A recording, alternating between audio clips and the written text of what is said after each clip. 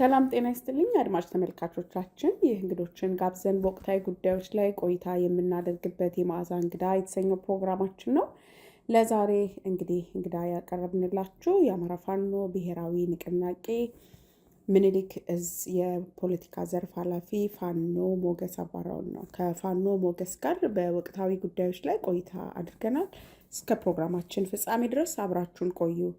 ፋኖ ሞገስ ፈቃደኛ ሆነ ካለ ጊዜ ላይ ወስደህ ስለተገናኘን በጣም አመሰግናለሁ። እግዚአብሔር ያክብርልኝ። አመሰግናለሁ መዓዛ፣ እኔም ስለጋበዝሽኝ በእጅጉ አመሰግናለሁ። እንግዲህ ወደ መጀመሪያ ጥያቄ ከመግባቴ በፊት እንደው ለመግቢያ ይሆነን ዘንድ የአማራ ፋኖ ብሔራዊ ንቅናቄ እንደ ድርጅት ያለበት ቁመና ምን ይመስላል? በተለይም ደግሞ የሚኒሊክ እዝ ፖለቲካ መምሪያ ኃላፊ እንደመሆን መጠን የሚኒሊክ እዝ ወታደራዊና ፖለቲካዊ ቁመና እንዴት ይገመገማል የሚለውን ነገር አይተን ብንጀምር ደስ ይለኛል። መልካም፣ እሺ፣ አመሰግናለሁ።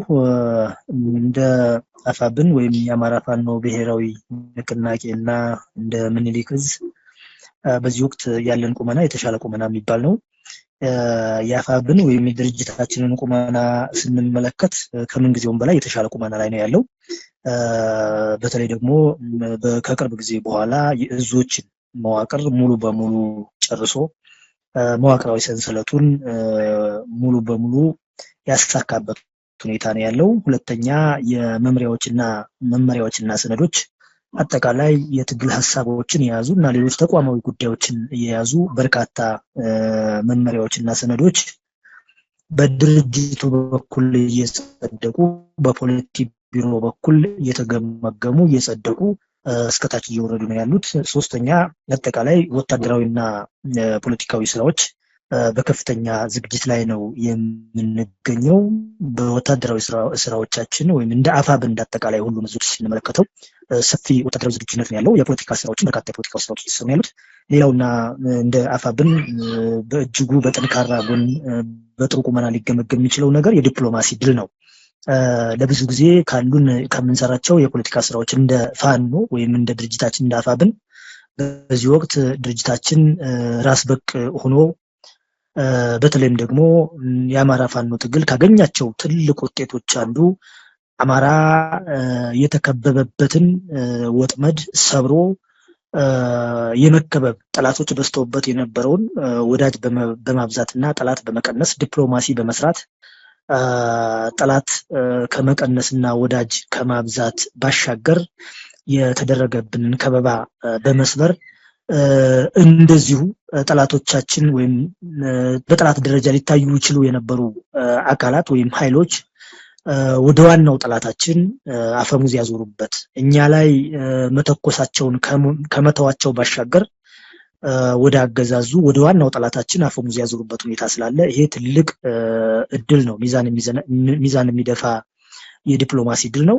በሌላ መልኩ ደግሞ ድርጅታችን እንደ አንድ ኃይል የምስራቅ አፍሪካ የተመሰቃቀለውና ውጥንቅጡ የወጣው የምስራቅ አፍሪካ የኃይል አሰላለፍ ውስጥ ሚዛን አስጠባቂ እየሆነ ያለበት በዲፕሎማሲ ደረጃ እንደ ድርጅት በተቋም ደረጃ እንደ ኃይል ለዲፕሎማሲ ለአጋርነትና ለትብብር ለጋራ ጉዳይ ተፈላጊ የሆነበት ሁኔታ ነው ያለውና ስለዚህ እነዚህ ነገሮች በዲፕሎማሲ ድል ተደርገው ይወሰዳሉ። እንደ ድርጅት የቁመና ላይ ነው የምንገኘው። እንደ ሚኒሊክ እዝ ስንመለከት በወታደራዊ ግዳጆች ከፍተኛ ዝግጅት ላይ ነው የምንገኘው። ሙሉ ዝግጅት ሙሉ ወታደራዊ ቁመና እና በማድረግ አቅም ላይ ነው የምንገኘው። አሁን የመጀመሪያ መከላከል አድርገን ራሳችን ተከላክለን እንደፋኖ ከተከላከልን በኋላ አደራጅተን የሰው ኃይል የመሳሪያ ኃይል መሰብሰብ ችለን ከመሰብሰብ በኋላ በአደረጃጀት ጠንክሮ ወደ ማድረግ አቅም ተሸጋግረን ያለነውና አሁን አገዛዙን ሙሉ በሙሉ ለመጣል ከፍተኛ አቅም ላይ እንገኛለን እንደ ሚኒሊክ እዝ። ሁለተኛ የፖለቲካ ስራዎች እየተሰሩ ነው የሚገኙት። የህዝብ መድረኮች በተለይ ከሰሞኑ ትኩረት ሰጥተን እየሰራንባቸው ያሉ ጉዳዮች በወቅታዊ ጉዳዮች በተመለከተ ሰነድ ጭምር ተዘጋጅቶለት በሁሉም አካባቢዎች ነፃ በወጡ አካባቢዎቻችን ማለት ነው የህዝብ መድረኮች እየተሰሩ ነው የሚገኙት። ሶስተኛ የአደረጃጀት ስራዎች ናቸው። እነዚህ የአደረጃጀት ስራዎች በተለይ የመጀመሪያው የወታደራዊ አደረጃጀት ስራዎቻችን የሪፎርም የግምገማና የተሃድሶ ስራዎችን በማድረግ ወታደራዊ አደረጃጀቶች፣ ኮሮች፣ ክፍለ ጦሮች ራሳቸውን በአዲስ መልኩ እያዘጋጀን ስያሜያቸው መዋቅራዊ እንዲሆን መዋቅራዊ ስያሜው ትክክለኛ ስታንዳርዱን የጠበቀ ወታደራዊ አደረጃጀት እንዲሆን የተሰራበት ሁኔታ ነው ያለው። በሁለተኛ ደረጃ ጊዜያዊ የሲቪል አስተዳደር መዋቅሮችን በከፍተኛ ሁኔታ አደራጅተናል። ወረዳዎች፣ ቀበሌዎችን ካደራጀን ቆይተናል። አሁን ላይ ደግሞ ዞኖችን እያደራጀን ያለ ነው። በቅርቡ ምናልባት በቀናት ውስጥ የሰሜን ወሎና የደቡብ ወሎን ጊዜያዊ አስተዳደር እሱን መዋቅሩን ይፋ የምናደርግ ነው የሚሆነው። እንደ ምኒልክ ዕዝ አጠቃላይ በዚህ ቁመና ላይ እንገኛለን። ድርጅታችንም ጠቅላላ ሳደርገው ድርጅታችንም እዛችንም በተሻለ ከምንጊዜውም በላይ በተሻለ ቁመና ላይ ይገኛል ለማለት ነው። በጣም አመሰግናለሁ። ምናልባት ከዚህ ጋር ተያይዞ አንተም በማህበራዊ ድረገጽህ ላይ ያጋራኸው ሀሳብ አለ። ብዙ ጊዜም በተለያዩ መልኮች የሚነሳ ስለሆነ ከህልውና ትግል ጋር አጋርነትና ትብብር ጋር በተያያዘ እንደዚሁም ራስ በቅነት የሚሉ ሀሳቦችን አንስተሃል፣ ውይይቶችም ላይ ይነሳልና እነዚህ ሀሳቦች አሁን የአማራ ፋኖ ብሔራዊ ንቅናቄ እያደረገ ካለው የህልውና ትግል እየመሰረተ ካሉት አጋርና ትብብርነቶች አኳያ እንዴት ይታያሉ?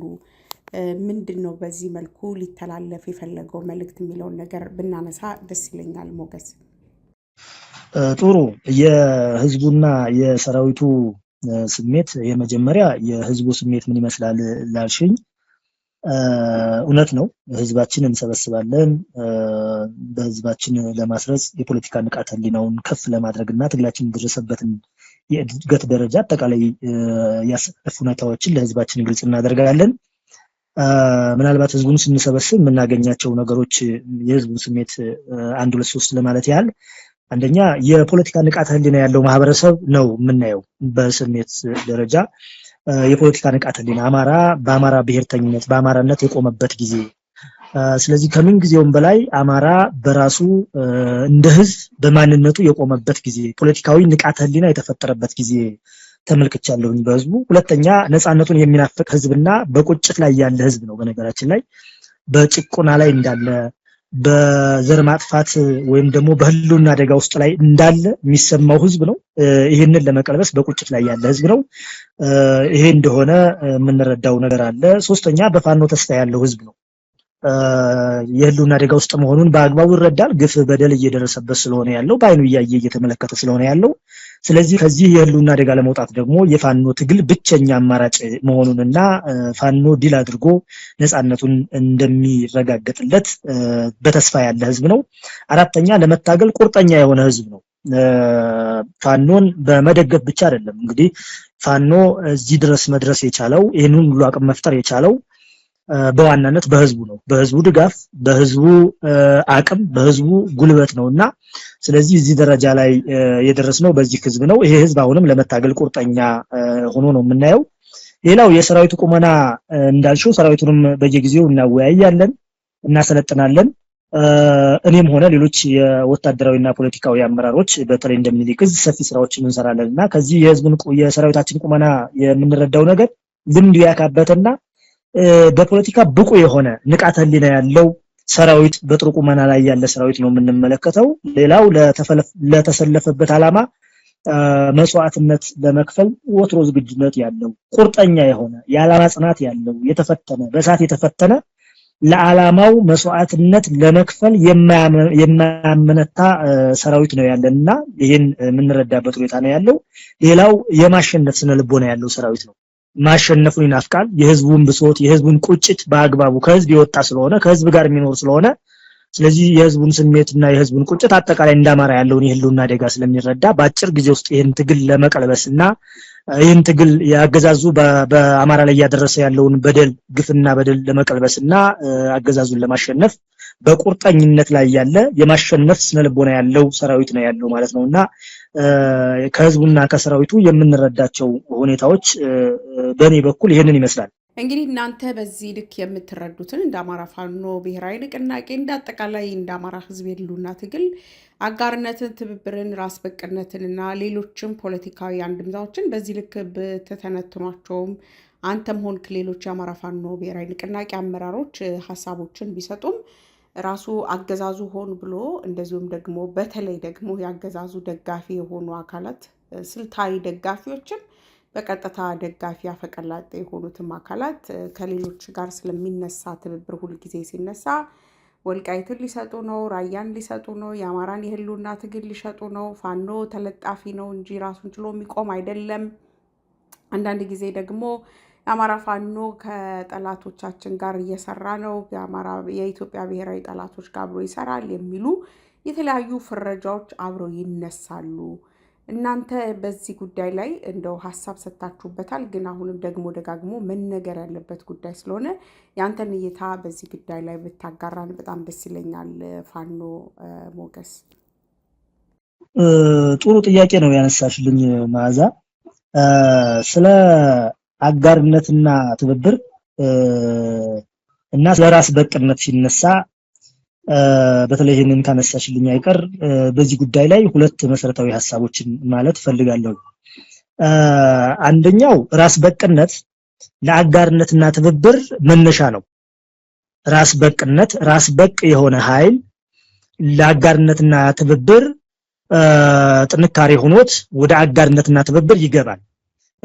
ይህ ማለት ራስ በቅነት ያለው ኃይል በራሱ ክንድ የራሱ ክንድ ያለው የራሱ ሀብት ያለው የራሱ ህዝባዊ መሰረት ያለው የታጠቀ ኃይል ራስ በቅ ነው። ስለዚህ የራስ በቅ የሆነ ኃይል አጋርነት ለመመስረት ትብብር ለመመስረት መነሻ ይሆነዋል። ሌሎች ይፈልጉታል ማለት ነው። አንዱ መሰረታዊ ሐሳብ እሱ ነው። ሁለተኛው ትብብርና አጋርነት ለራስ በቅነት የራስ በቅነት ድካም ማሞያ የሚሆኑበት ሁኔታ አለ። አጋርነትና ትብብር ራስ በቅነት ላይ ጎዶሎ ያለው ኃይል ካለ ራስ በቅነቱ ላይ ደካማነት ያለው ኃይል ካለ አጋርነትና ትብብር ሲፈጥር በአጋርነትና ትብብሩ ምክንያት ደካማነቱን የሚሞላበት ሁኔታ አለና ይሄ ጄኒውን የሆነ ሐሳቦች ናቸው። ምናልባት እነዚህ እንደመነሻ ያህል ለመውሰድ ያህል ነው። ይሄ እንዳልኩሽ ራስ በቅ ያልሆነ ኃይል አቅም የሌለው ኃይል እውነተኛ ህዝባዊ መሰረት የሌለው ኃይል ዓላማ የሌለው ኃይል ማንንም አይፈልገውም፣ ወደ አጋርነትና ትብብር አይገባም። በራስ በቅነት ደግሞ የተወሰነ ክፍተት ያለበት ኃይል ከሌሎች ኃይሎች ጋር ሲተባበር የበለጠ ራስ በቅነቱን ይሞላል ማለት ነውና እንደ ፋኖ ግን ስንወስደው ይሄ የመጀመሪያውን የሚወስድ ነው። ራስ በቅ የሆነ ኃይል እንዳለን ነው የምናምነው፣ ራስ በቅ እንደሆን እንተማመናለን። ስለዚህ ራስ በቅ በመሆናችን ምክንያት ሌሎች ኃይሎች አብረውን ሊሰሩ ይፈልጋሉ፣ ህልውናቸውን ከኛ ጋር ሆነው ሊያስከብሩ ይፈልጋሉ። ይሄ ራስ በቅነታችን የወለደው አጋርነትና ትብብር ካለ አሁን ላይ የምናደርጋቸው አጋርነቶች የምናደርጋቸው ትብብሮች ራስ በቅነታችን የወለደው ትብብርና አጋርነት ነው ማለት ነው ብለን ነው የምናምነው። እንዴት ብሎ ነው እንዴት ይለካል? በተለይ የፋኖ ራስ በቅነት እንዴት ይለካል የሚለውን ማንሳት ብንፈልግ ይሄን በተለይ ራስ በቅነን ስንል ዝም ብለን ሳይሆን የራስ በቅነት መለኪያዎች አሉ። አንድ ድርጅት ወይም አንድ የትጥቅ ትግል ኃይል ራስ በቅ ነው የምንለው የመጀመሪያው ነገር የራሱ ግልጽ የሆነ የፖለቲካ መስመር ያለው የመታገያ ግልጽ ዓላማና ግብ ያለው ኃይል ከሆነ ራስ በቅ ነው። እንደ ፋኖ ስንወስደው ፋኖ ለአማራ ህዝብ የህልውና ትግል የመጀመሪያ ነገር ለአማራ ህዝብ የህልውና ትግል ነው የሚታገለው ወይም የአማራን ህዝብ ከህልውና አደጋ ለማውጣት፣ ሁለተኛ ኢትዮጵያን ለማስቀጠል ወይም ደግሞ ኢትዮጵያን ከመፍረስ ለመታደግ ነው የሚታገለው። በዛ ውስጥ ግልጽ ዓላማና ግቦች አሉትና ስለዚህ ይሄ የራስ በቅነታችን አንዱ መለኪያ ነው። ሁለተኛው የመጀመሪያው እንዳልኩት ትግል ነው። በራሱ ትግል ምክንያታዊ የሆነ ትግል ማለት ነው። ሁለተኛው ኃይል ነው። ፋኖ የራስ በቅነት ትግል መለኪያው ወይም የራስ በቅነት አንዱ መለኪያው ኃይል ነው። እንደ ፋኖ ስንወስደው በሰው ኃይል ደረጃ፣ በመሳሪያ ኃይል ደረጃ፣ በሌሎች በኢኮኖሚ ኃይል ደረጃ ራስ በቅ የሆነ ኃይል ነውና ይሄ ለራስ በቅነታችን አንዱ ማሳያ ሊባል የሚችል ነገር ነው። ሌላው መዋቅር ነው ወይም ድርጅት የምንለው። ስለዚህ በድርጅት ውስጥ እዝ አለ፣ ቼን ኦፍ ኮማንድ አለ፣ ሰንሰለት አለ፣ አሰራር አለ። የእያንዳንዱ መምሪያዎችና የሥራ ክፍሎች የየራሳቸው በየዘርፉ ተግባርና ኃላፊነቶች አሉና ይሄ ሶስተኛው የራስ በቅነት አንዱ መለኪያ ተደርጎ ሊወሰድ የሚችል ነገር ነው። አራተኛው እንደ አንድ የራስ በቅነት እንደ ክራይቴሪያ ልንወስደው የምንችለው ነገር ህግና ደንቦች፣ በተለይ ደግሞ ፖሊሲዎች፣ እነዚህ ሩሎች፣ እነዚህ አንድ የራስ በቅነት መለኪያዎች ናቸው። እንደ ፋኖ ስንመለከት የራሱ ህግ ያለው መተዳደሪያ ደንብ ያለው በስርዓት የሚመራ በሲቪል አስተዳደሩ ሊሆን ይችላል፣ በዲፕሎማሲው ሊሆን ይችላል አጠቃላይ በአሰራር ሊሆን ይችላል ህግ ያለው አሰራር ያለው መመሪያ ያለው ተቋም ነውና ስለዚህ በእነዚህ መለኪያዎች መሰረት ፋኖ ራስ በቅ መሆኑ የማያጠራጥርና እውነታ ነው በትግል ዓላማ ደረጃ በምክንያታዊ በፍትሃዊ ትግል ህዝባዊ መሰረት ያለው ትግል ነው የምናደርገው አንደኛ እንዳልኩት ሁለተኛ ኃይል ያለው ግዙፍ የሰው ኃይል ያለው ያ የሰው ኃይል በብቃትም በጥራትም በትክክለኛው ሀገር መምራት የሚችል ስለ ሀገር መምራት በአግባቡ የሚገነዘብ የወታደራዊ ፎርስ ያለው ወታደራዊ መሪዎች ያሉት ጄነራሎች ያሉት ብቁ የሆኑ የተማሩ እና ኤክስፒሪየንስ ያላቸው ወታደራዊ መሪዎች አሉ እንደዚሁ ደግሞ ብቁ የሆኑ የፖለቲካ መሪዎች ያሉት የዓለምን የኃይል አሰላለፍ አጠቃላይ የቀጠናውን የኃይል አሰላለፍ እና የዚችን ሀገር ጉዳይ የፖለቲካ ጉዳዩን አብጠርጥረው በደንብ የሚያውቁ የፖለቲካ ኤሊት ፎርስ አለው ስለዚህ ይሄ የራስ በቅነት ማሳያ ነው ድርጅት አለው የራስ በቅነት ማሳያ ነው ያ ድርጅት በህግ በአሰራር በመመሪያ የሚተዳደር ነው ይሄ የራስ በቅነት ማሳያ ነው ስለዚህ ከመጀመሪያው ላይ እንዳልኩሽ አጋርነትና ትብብርን ለመመስረት ራስ በቅ የሆነ ኃይል ይችላል ነው ራስ በቅ የሆነ ኃይል አጋርነትና ትብብር ለመመስረት ማንንም አይፈልገውም አንደኛ ሁለተኛ ራስ በቅ ያልሆነ ኃይል አጋርነትና ትብብር መሰረታለሁ ቢል ተባባሪ ሳይሆን የሚሆነው ተለጣፊ ወይም ጥገኛ ነው የሚሆነው ስለዚህ እንደ ፋኖ ስንወስደው ጥገኝነት አይደለም ሊያሰባስብ የሚችል ከመተባበር በላይ ሌሎችን ሊያሰባስብ የሚችል ራስ በቅነት አለ ተብሎ ሊወሰድ የሚችል ነው ይሄ በዚህ አግባብ ነው እኛ ትግላችን የምንገመግመው እውነታውም ይሄ ነውና ስለ ራስ በቅነትና ስለ አጋርነትና ትብብር ስናነሳ እነዚህን መሰል ጉዳዮች በእኔ እምነት የማያቸው ናቸው ሐሳቡን ካነሳነውና ከተገናኘን አይቀር በተለይ ህዝብን ከህዝብ ጋር ለማጋጨት የሚደረግ እኛ ካላቦካነው አይጋገርም የሚለው የብልጽግና አገዛዝ እንግዲህ በጠቅላይ ሚኒስትሩ አማካኝነት የተለያዩ ሚዲያዎች ላይ የቀረበ የተለያዩ ሐሳቦችን ይሰጣሉ ሰምተው ከሆነ ጊዜ አግኝተህ ጠቅላይ ሚኒስትሩ በአሚኮ ቀርበው የተለያዩ አጀንዳዎችን ሊሰጡን ሞክረዋል እርስ በርስ ሰኔ 15ን ያነሱ አማራን የተለያዩ የታሪክ ዳራዎችን ደግሞ ያነሱ የአማራን ህዝብ ከሌላው ማህበረሰብ ጋር እኔ በቀደድኩልህ ቦይኔ በከፈትኩልህ መንገድ እንጂ በእናንተ ቋንቋ በእናንተ ተርም መግባባት መዋደዳችሁ ተገቢ አይደለም ተጋደሉልኝ እንጂ የሚል አንድምታ ያለው ኢንተርቪው ሰጥተው ነበር እንደው ምናልባት ሰምተው ከሆነ በሱ ጉዳይ ላይ ያንተን ሪፍሌክሽን ብንሰማ ደስ ይለኛል ሞገስ በጣም ጥሩ ጥያቄ ነው ያነሳሽው ማዛ በዋናነት ስለ አጋርነት ስለ ትብብር ሲነሳ እንዳልሽው እውነት ነው ያገዛዙ ደጋፊዎች ሳይሆን አገዛዙ ራሱ በፍጥነት ስለ ወደ ወልቃይትና ወደ ራያ ጉዳይ ነው የሚሄደው ይሄን ጉዳይ ለማንሳት አንደኛ አገዛዙ ስለ ራያና ስለ ወልቃይት ለምን ያነሳል የሚለውን ለማንሳት ወዳለው ሁለተኛ ደግሞ እውነታው ምንድነው የሚለውንም ለማንሳት ፈልጋለሁ አገዛዙ ስለ ራያና ስለ ወልቃይት ለምን ያነሳል ነው በመጀመሪያ ደረጃ የመጀመሪያው ነገር ይሄንን የራያና የወልቃይትን ጉዳይ እንደ መጫወቻ ካርድ ነው የሚጠቀምበት ሲፈልግ የሚያነሳው ካርድ ማለት ነው እኪሱ ያደረገው ካርድ አድርጎ ይጠቀምበታል ይሄ ካርድ ምንድነው ሲፈልግ ወልቃይትና ራያን አንድ ጊዜ ለአማራ በመወገን አንድ ጊዜ ደግሞ ለትግራይ በመወገን ስለዚህ ለራሱ ኢንተረስት መጠቀሚያ ካርድ ያደርገዋል ሁለተኛ የሚያነሳው ለዚህ ነው የራያና የወልቃይትን ጉዳይ ሁለተኛ ያገዛዝ የራያና የወልቃይትን ጉዳይ ለምን ያነሳን ካል የአማራና የትግራይ ህዝቦች እንዳይገናኙ የተጠመደ ፈንጅ አድርጎ ይጠቀመዋል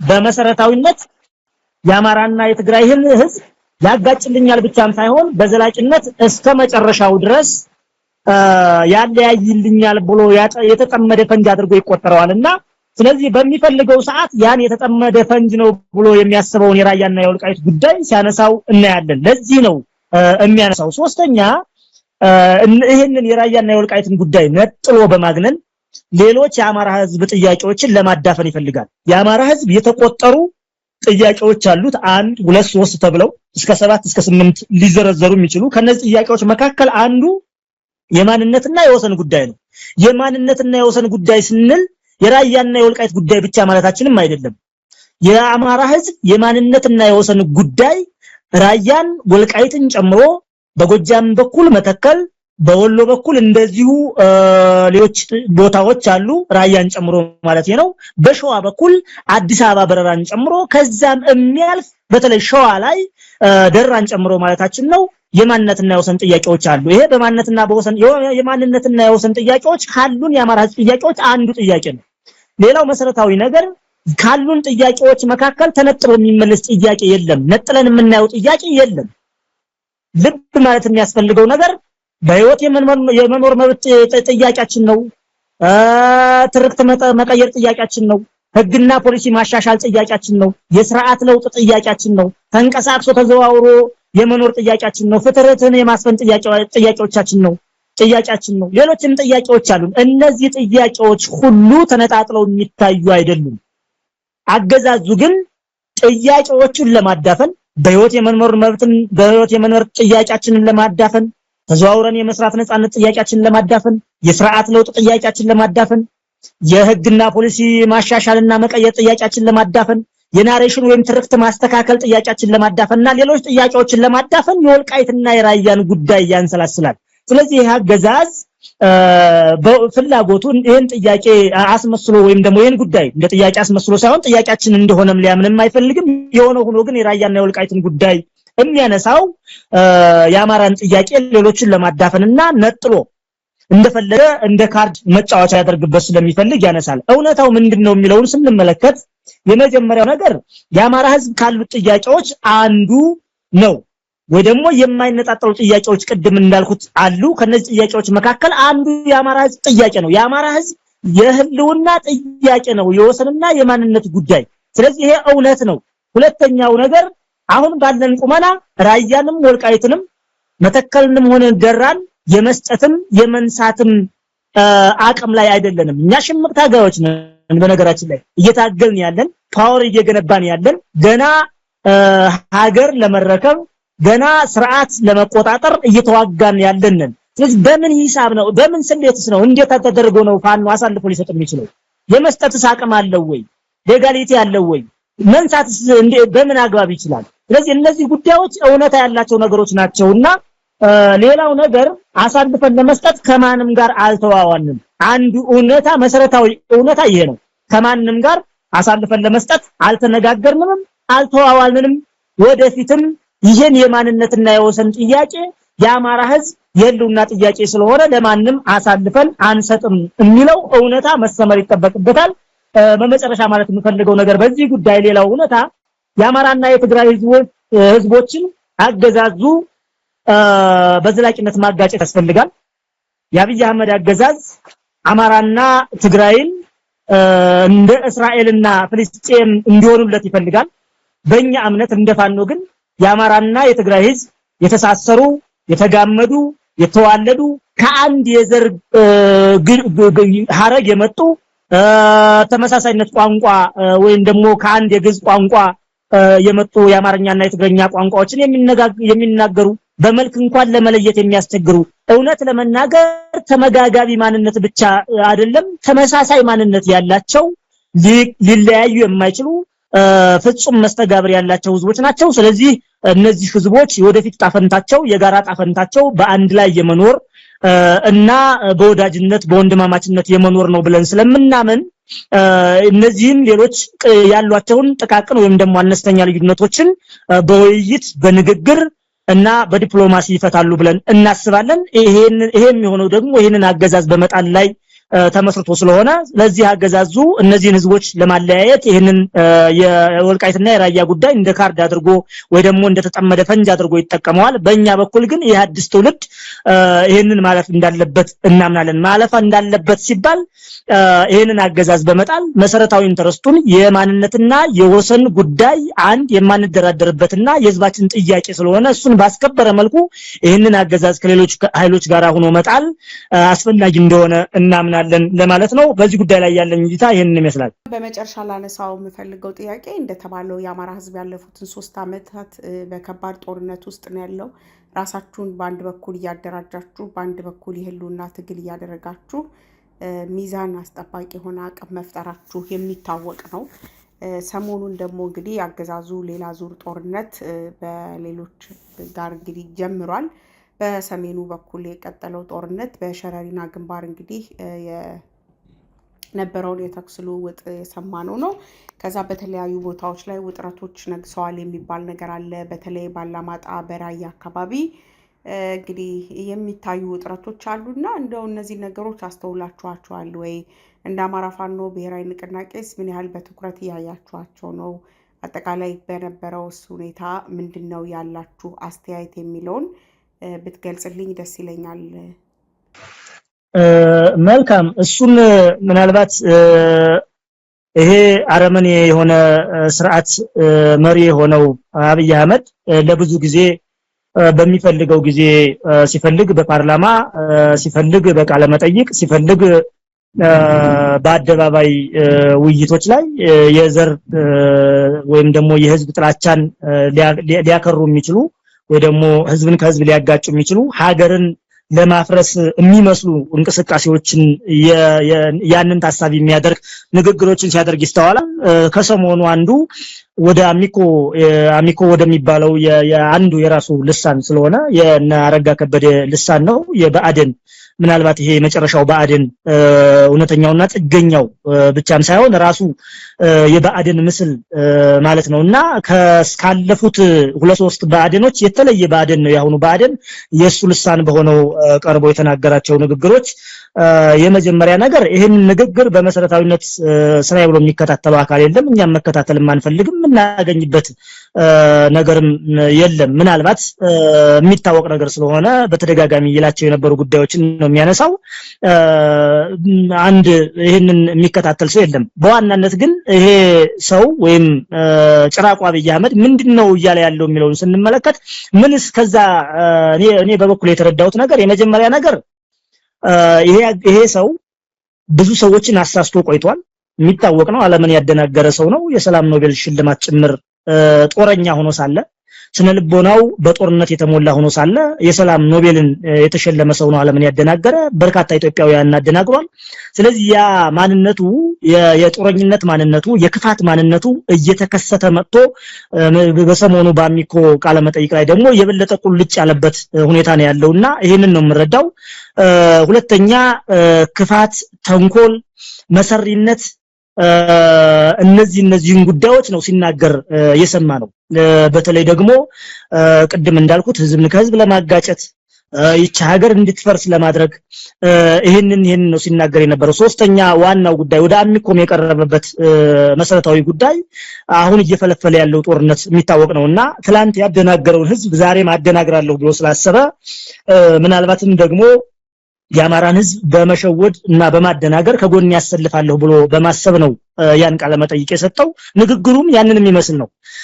ግን ኮንሺየስ ቅድም እንዳልኩሽ ኮንሺየስ የሆነ አማራ የነቃ ማህበረሰብ ምን ማድረግ እንዳለበት ሀገሪቱ ላይ ምን እየተደረገ እንዳለ የሚያውቅ ማህበረሰብ ስለሆነ አንድም ሰው በአብይ አህመድ ምላስ የሚሸወድ የለም። በአብይ አህመድ አስተሳሰብ በአብይ አህመድ ቅጥፈትና ውሸት የማስመሰል ፖለቲካ የሚሸወድ የለምና የሆነ ሆኖ ግን የአማራን ህዝብ ከጎኔ አሰልፋለሁ ብሎ አስቦ ነው ያንን እየተናገረ የነበረው። ከነዚህ ማሳያዎቹ አንዱ በተለይ ደግሞ ትግራይን ዳግም ለመውረር ወይም ደግሞ ሌሎች ከትግራይ ውጭ ሆኑ ትግራይ የኢትዮጵያ አንዱ አካል ናት ከኢትዮጵያ ውጭ የሆኑ ሌሎች ሀገሮችንም ጭምር ጦርነት ለመቀስቀስ ወይም ቀጠናውን ወደ ቀውስ ውስጥ ለማስገባት አማራን መጠቀም ይፈልጋል። ምክንያቱም አማራ ጦረኛ የሆነ ምንድነው የማይንበረከክ ህዝብ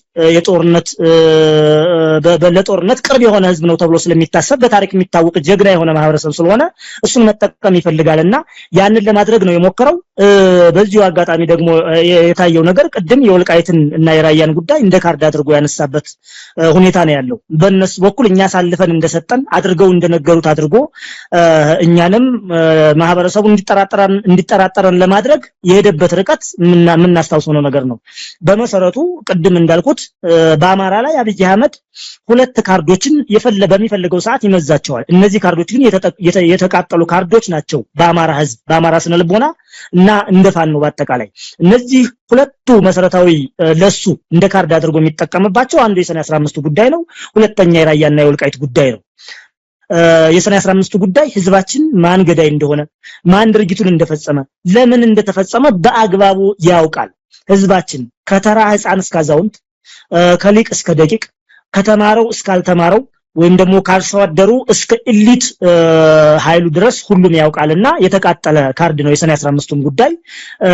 ይሄ በታሪክ ያንን የተዛባ ሆኖብኛል እያለ ሲናገር የነበረው ሁኔታ የምናስታውሰው ነገር ነው። እውነቱ ግን አብይ አህመድ ራሱ የፈጸመው ያንን የፈጸመበት ምክንያትም የአማራን ህዝብ ለመከፋፈል እርስ በርሱ ቁርሾ ውስጥ እንዲገባ ለማድረግ መሰረታዊ ፍላጎት ነው።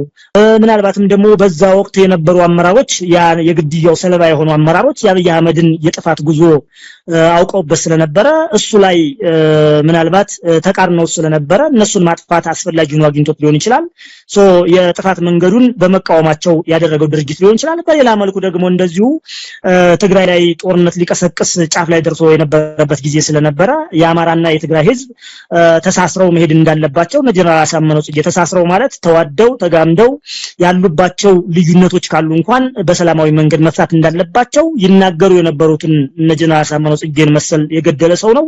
ስለዚህ በትግራይ ላይ ሊያነሳ የፈለገውን ጦርነት ይቃወሙ ስለነበረ ሊሆን ይችላል የገደላቸውና የሱ ፍላጎት ነው። ያንን አሁንም እንደ አጀንዳ አድርጎ በማንሳት እሱ ራሱን ከተጠያቂነት ንጹህ ለመሆን በርካታ ተጨባጭ ያልሆነ እና ፍሬቢስ የሆነ ሐሳቦችን ሲያነሳ የነበረው በመሰረታዊነት አሁንም የአማራን ህዝብ ለሌላ እሱ በሱ ድጋፍ አድርጎ ሌላ ግጭት ለመጠቀም የፈለገበት ህዝባችን ለማደናገር የፈለገበት የፋኖን ትግል ለማሳነስ የፈለገበት ሂደት ነው ያለውና በአጠቃላይ የምንረዳው በዚህ አውድ ነው የአብይ አህመድን ቅጥፈትና ውሸት ነገም ከነገ በኋላም ምናልባት በትግራይ ቴሌቪዥን የሚያቀርበው ቢኖር በዛ በኩል ቀርቦ አማራን ነው የሚያንቋሽሸው አማራን ነው የሚሰድበው እነሱን ከጎኑ ለማሰለፍ አንድ ሁለተኛ በአማራ ወይም ደግሞ የአማራ ሚዲያ ነው ብሎ በሚያስበው ሲቀርብ ደግሞ አማራን ያሞካሸ ትግራይ ሊያንቋሽሽ ይችላል እንደዛ ያደርጋል በኦሮሞ ምንድነው የኦሮሚያ ሚዲያ ናቸው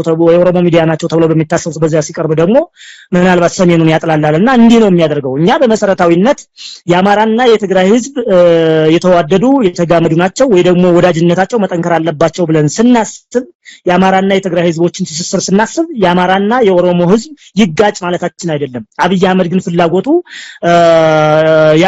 ኦሮሞና አማራ ባንድ ሆነው ትግራይ እንዲወጉለት ሊፈልግ ይችላል። እኛ ግን ከአማራም ጋር ከኦሮሞም ጋር ከአፋሩም ጋር ከሶማሌውም ጋር ከሁሉም የኢትዮጵያ ህዝብ ጋር ከትላንትም የአማራ ህዝብ ለሁሉም ፍቅር ሆኖ ነው የመጣው በወዳጅነት ነው የመጣው ተዋልዶ ተዛምዶ ተጋብቶ እንግዳ አቃፊ ሆኖ ልዩነትን አክባሪ ሆኖ ነው የመጣው ነገም እንደዛ ሆኖ እንዲሄድ ነው የምንፈልገው። ለዛም ነው ቅድም ያልኩሽ የነበረብንን ከበባ ጸረ አማራነት የተሰበከውን ጸረ አማራነት ሰብረን ሁሉም ወዳጅ እንዲሆነን ያደረግንበት ሂደት ስላለ በዚህ ስኬታማ እንደሆነ ማሳያ ነው። አብይ አህመድ ግን በዚህ መልኩ የቀጠለበት ነው። በመጨረሻ ላነሳው የምፈልገው ጥያቄ እንደተባለው የአማራ ህዝብ ያለፉትን 3 አመታት በከባድ ጦርነት ውስጥ ነው ያለው። ራሳችሁን በአንድ በኩል እያደራጃችሁ በአንድ በኩል የህልውና ትግል እያደረጋችሁ ሚዛን አስጠባቂ የሆነ አቅም መፍጠራችሁ የሚታወቅ ነው። ሰሞኑን ደግሞ እንግዲህ አገዛዙ ሌላ ዙር ጦርነት በሌሎች ጋር እንግዲህ ጀምሯል። በሰሜኑ በኩል የቀጠለው ጦርነት በሸረሪና ግንባር እንግዲህ ነበረውን የተኩስ ልውውጥ የሰማነው ነው።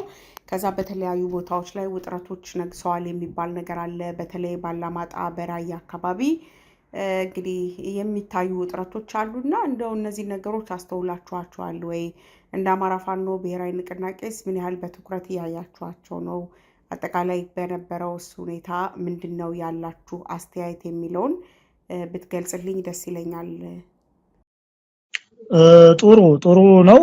ይሄ መሰረታዊ ሐሳቡ ምናልባት እንደ አማራ አዲስ ጦርነት የለም ብለን ነው የምናምነው። ምናልባት ለአማራ 3 አመት በአሁን ፋኖ ካገዛዙ ጋር ያደረገው ያለው ጦርነት አለ። ከዛ በፊትም 2 አመት በጦርነት ነው የቆየ ነው። ስለዚህ ለአማራ አዲስ የሚፈጠር ጦርነት የለም። ይሄ በመሰረታዊ ጉዳይ ምናልባት ግን አዳዲስ ግንባሮች ሊፈጠሩ ይችላል ይሆናል። አዳዲስ አሰላለፎች ሊፈጠሩ ይችሉ ይሆናል።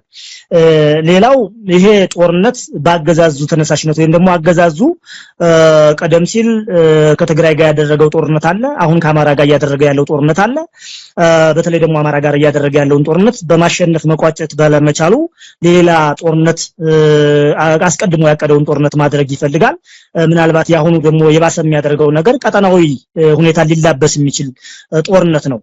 በእርግጥ የፋኖ እስካሁን ባደረገው 3 አመት ትግል የሌላ ጦርነትን ምንድነው ሌላ ላይ ሊደረግ የነበረውን ማጥፋትና ጦርነት ተሸክመናል ለ3 አመት ማለት ይቻላል። ይሄ እውነት ነው።